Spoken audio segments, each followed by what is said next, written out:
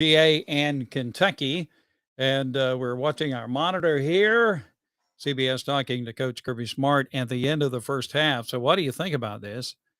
3 field goals for the University of Georgia here in the first half. Podlesny kicking the field goals. Georgia's defense playing very well, and Kentucky's defense playing very well as well. This is certainly not what we were wanting or not what we were expecting to have happen. But Georgia up 9-0 over Kentucky, and Georgia will be getting the ball at the beginning of the second half. So share with us what your thoughts are about this first half between Georgia and Kentucky. Now, listen, guys, when you go on the road in the SEC, this is my mantra. This is what I constantly repeat, and it's always proven true. When you go on the road in the SEC, it doesn't matter who you're playing. Ask Florida today, going on the road to play Vanderbilt and losing. It doesn't matter who you're playing. It's going to be tough. And so Georgia ahead of Kentucky 9-0. Quincy says ugly first half, but go Dogs.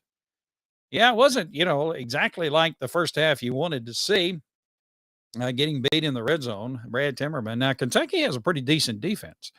Kentucky has the third best defense in the SEC, and so they're not pushovers by any means. Now, and Joseph says Georgia will be more physical in the second half. I hope so.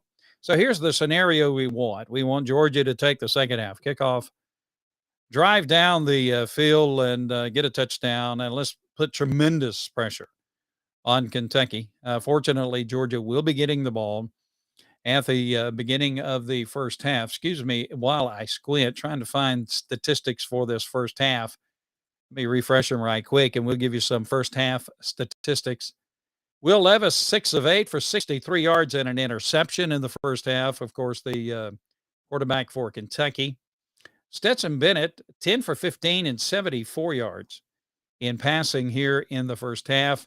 Kenny McIntosh, 6 carries for 17 yards. For 57 yards.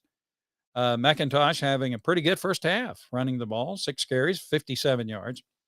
Chris Rodriguez Jr., the big running back for Kentucky, carrying the ball 14 times for 30 yards.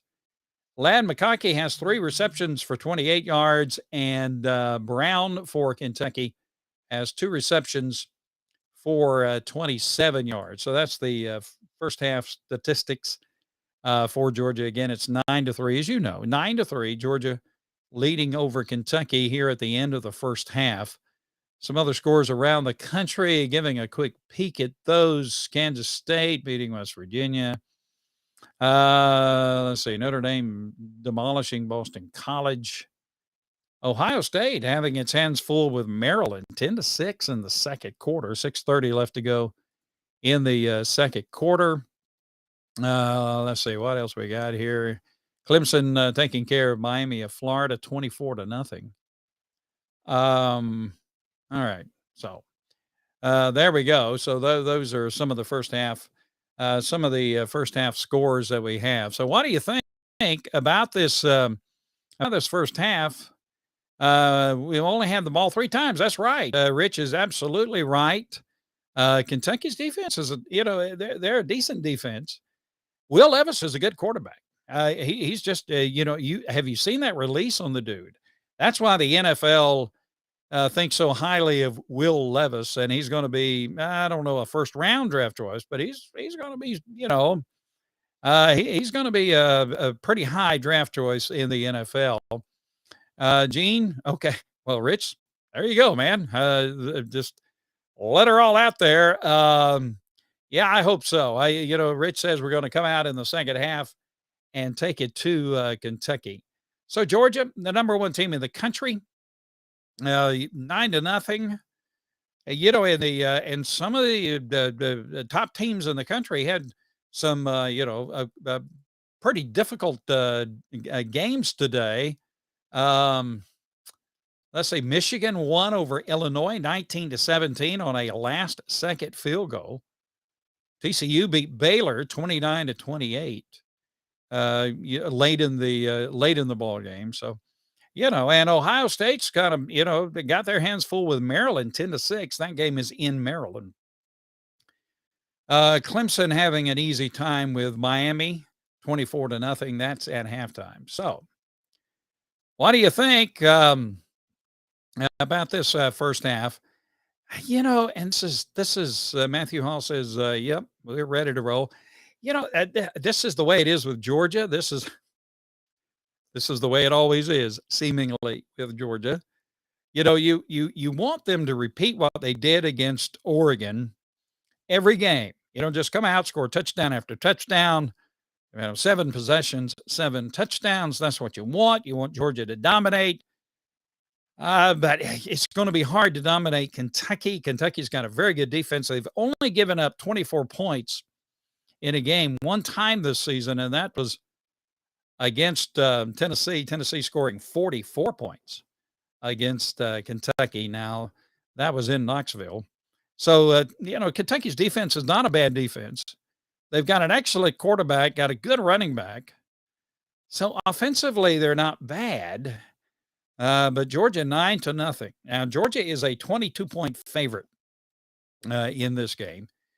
And seemingly, it seems as if, whatever Georgia is favored on the books, somehow, some way, with one glaring exception, Georgia just generally always, will pretty well meet the amount of points that they are favored by. The one exception to that was Georgia, of course, at Missouri. That didn't work out as according to plan by any means.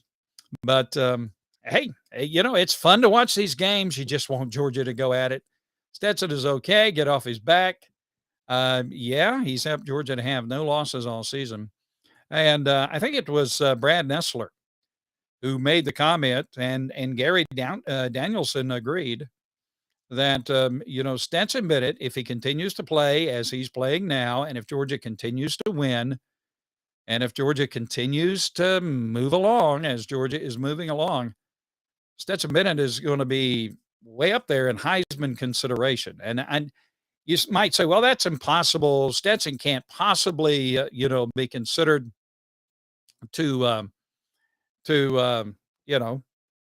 be considered for the Heisman. But I can tell you this, statistically, if you measure statistics, Stetson Bennett statistically is right there with what are considered to be the top quarterbacks in the country. And I'm talking about all of them. C.J. Stroud, Hendon Hooker, and all of those guys. Stetson Bennett statistically is right there with them. The only glaring, I guess you could say, thing that is not true of Stetson Bennett that is true of these other quarterbacks is that Stetson Bennett does not have any kind of, he doesn't have the touchdown totals, the touchdown pass totals that some of the other quarterbacks are having. So, this season, and we got our good friend Ferguson checking in, a big Alabama fan, only 9-0. Are you serious? Yeah, we're serious. It's only 9-0. Of course, Alabama had a tough game, or is having a tough game against Austin Peay. Is that game over? What was it, 9,000-0? Or something like that? Okay. Don't worry. Brad says, don't worry about it. We're going to be okay. All right. So I think we're going to be okay as well. But you just want Georgia to get out there. What was Alabama's score? Huh? You don't know? Let's check. We're trying to check with our guys here on the Alabama score. Alabama 34-0 over Austin Peay. Well, Austin Peay, for its classification of football, doesn't have a bad football team, really. Didn't they beat, I forget who they beat. But they're 7-4 on the season, so there you go. Hey, Navy won today over UCF. That was a big upset, right? Yeah. Navy beating UCF 17-14. Yeah, okay. So, and Ferguson says, yes, we won 34-0. Okay. Let's see. Great. The Kentucky defense is a reason in the red zone loss. Yeah, Kentucky's got a good defense. Now, okay. Vanderbilt beat Kentucky last week. in Kentucky at Kroger Field, and you say, wow, Georgia beat Vanderbilt. What was it, 55-3 or something like that? So Georgia should be beating Kentucky in a greater fashion than they are today. Well, Kentucky or Vanderbilt kind of showing out a little bit. I'm telling you, winning today over Florida. Vanderbilt winning today over Florida. So, in fact, if Vanderbilt beats Tennessee next week, they're bowl eligible. Oh, but anyway, again, 9-0. So if you guys want to jump in here, we'll stick with you a couple of more minutes here. Ferguson says it's hard to believe, but I hope Georgia stomps LSU. Well, we believe that too. That coming from a big Roll Tide fan. Hey, listen, there was a little time today, a short time today, where Michigan was losing. If Michigan loses, and if Ohio State loses, and if TCU loses, guess who would have been back in the mix to be in the Final Four to play for the college football playoffs, or in the college football playoffs? University of Alabama.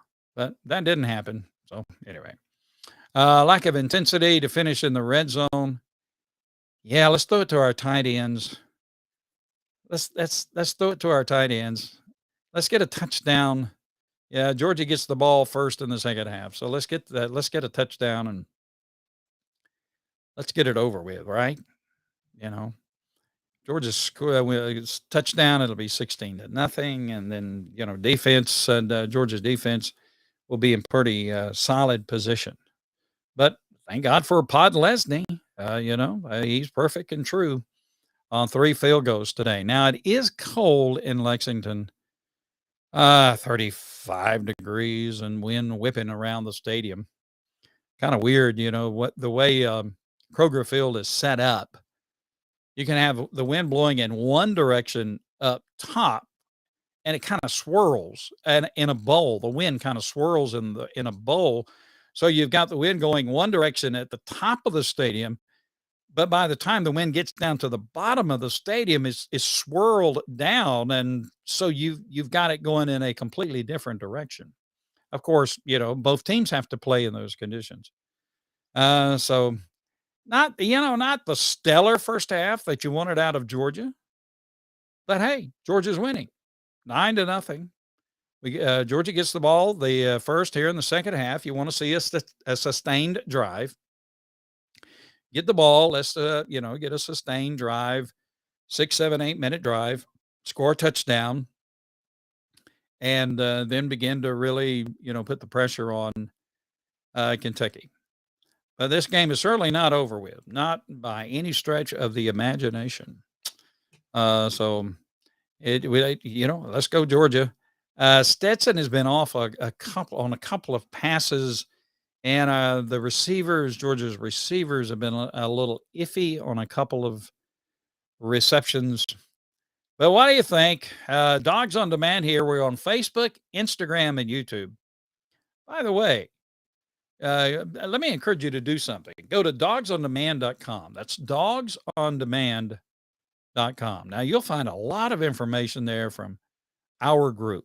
You'll see that we are partners with Champ Bailey, who is a college football, pro football Hall of Famer.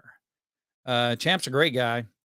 We've had many wonderful opportunities to talk with him, and he's just a great guy. He's a part of what we're doing. Chris Burgett, former Georgia player, is a partner with us as well. And Matt Hall, who started all the Situamination that we have, all of the organization that we have, and myself. Go to dogsondemand.com. You'll find out what we're doing there. Scroll down to the bottom of the page, and you can find all of our podcasts. We have an award-winning podcast.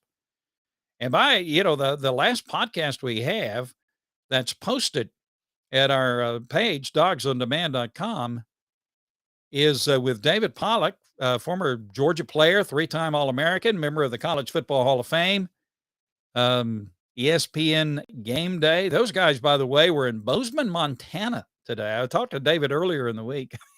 He said he was going to wear every pair of long handles he could find, and but they were in Bozeman, Montana, anticipating a big game for Montana and Montana State. So, but check it out, and we have just wonderful podcast. Tim Worley, we have one posted with Tim Worley, of course. We've got set up the next couple of weeks some wonderful guests. In fact, during championship week, SEC championship week, we'll have Aaron Murray to be on the program with us. We're looking very much forward to that. And so, okay, we have some interesting discussions going on. Somebody wants to make some cookies. Is that to celebrate? I don't know. All right, guys, we're going to get out of here. It's about time for the second half. Let's get it, Dogs, get that ball, and let's get a touchdown. Let's get this thing over with. All right, Chris Hall here for Dogs on Demand on Facebook, Instagram, and YouTube. We always thank our good friends at Southeast Mortgage, the official home loan lender of the Georgia Bulldogs. When it comes time for you to finance or refinance your home, do me a favor. Go to southeastmortgage.com/UGA. Now, I've had wonderful opportunities to, I call it fellowship with these guys from Southeast Mortgage. They are just fantastic people. They know what they're doing, and they're professional. They have a heart for the business. They've been in the business a long time. They really help people. They really, really, really help people. Listen, I bought a home, and, you go through the rigmarole of buying a home. You got to give all that information, sign all of those papers. You got to get evaluated. And you got to go through all of that stuff, when you go to buy a home, and it can be very stressful. It just, you can get into the situation and finally throw your hands up and say, I don't want to do this anymore.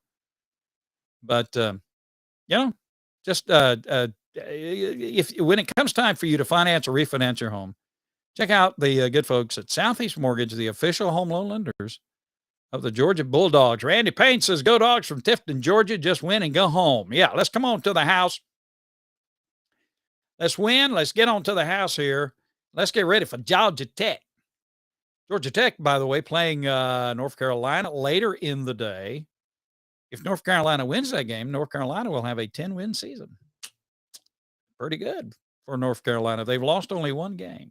So, but they're playing in the ACC. So we won't say any more about that. All right, guys, we'll see you at the end of the game. Let's go Dogs. Check with you at the end of the game after